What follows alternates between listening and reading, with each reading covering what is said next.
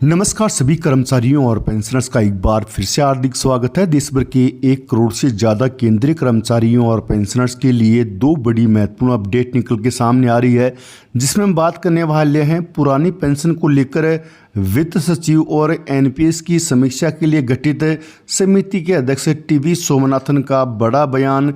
अब संभव नहीं है पुरानी पेंशन व्यवस्था, वित्त सचिव ने सरकारी कर्मचारियों पर कही बड़ी बात है। साथ ही कर्मचारी संघ के नेता शिव गोपाल मिश्रा का इसके उलट जवाब, जल्द बहाल होगी पुरानी पेंशन। साथ ही पेंशन और सैलरी बढ़ोतरी को लेकर एक जबरदस्त खबर। यदि जानकारी पसंद आई तो वीडियो को लाइक कीजिएगा। चैनल पे पहली बार आए हैं तो प्लीज़ चैनल को सब्सक्राइब कीजिएगा, क्योंकि आपसे जुड़े तमाम तरह के महत्वपूर्ण आदेश वीडियो और इन्फॉर्मेशन हम यहाँ पर लाते रहते हैं। तो आपको जानकारी के लिए बता दें कि वित्त सचिव टीवी सोमनाथन ने कहा कि पुरानी पेंशन व्यवस्था अब वित्तीय रूप से मुमकिन नहीं है और इसे लाना देश के उन नागरिकों के लिए नुकसानदेह होगा जो सरकारी नौकरी में नहीं है।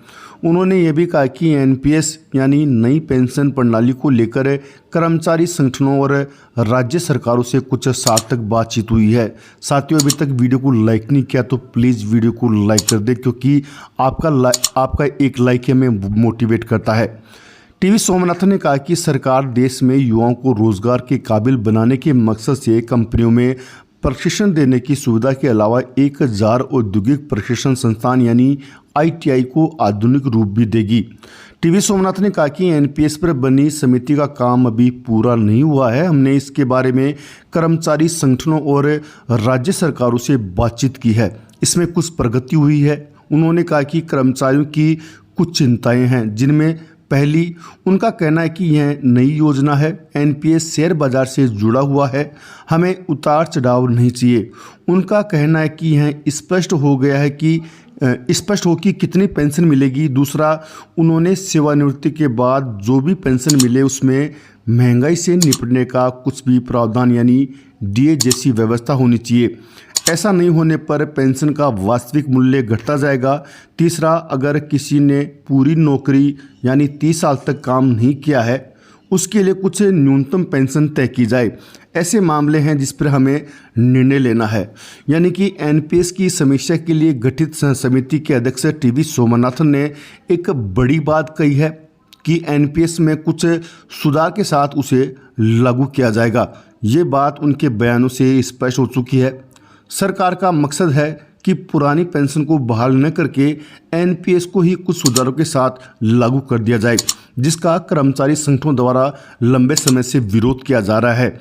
आपको जानकारी के लिए बता दें कि वहीं टीवी सोमनाथन ने कहा कि एक बात बिल्कुल साफ है, पुरानी पेंशन व्यवस्था वित्तीय रूप से मुमकिन नहीं है। पुरानी पेंशन लाना देश के उन नागरिकों के लिए ज़्यादा नुकसानदेह होगा जो सरकारी नौकरी में नहीं है, जो प्राइवेट नौकरी करते हैं।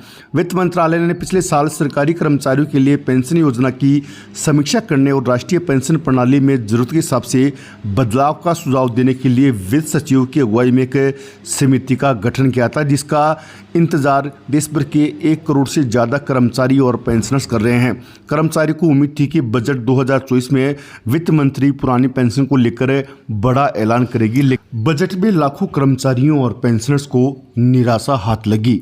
वहीं आपको जानकारी बता दें कि पे कमीशन, न्यूनतम वेतन, फिटमेंट फैक्ट को लेकर भी कर्मचारी संगठनों को आशा थी कि वित्त मंत्री द्वारा बजट 2024 में कोई बड़ा ऐलान किया जाएगा। कर्मचारियों की मांग है कि उनका न्यूनतम वेतन 18,000 रुपये से बढ़ाकर 26,000 किया जाए। साथ में फिटमेंट फैक्टर जो कि फिलहाल 2.57 है, उसे बढ़ाकर 3.68 किया जाए। लेकिन इस मोर्चे पर भी कर्मचारियों और पेंशनर्स को बड़ी निराशा हाथ लगी है। वहीं कुछ एक्सपर्ट का दावा है कि अभी 8वां वेतन आयोग लागू होने में 2 साल है और आने वाले 5-6 महीने में केंद्र सरकार के द्वारा 8वें पे कमीशन का गठन कर दिया जाएगा। अब देखने वाली बात है सरकार कब ऐलान करती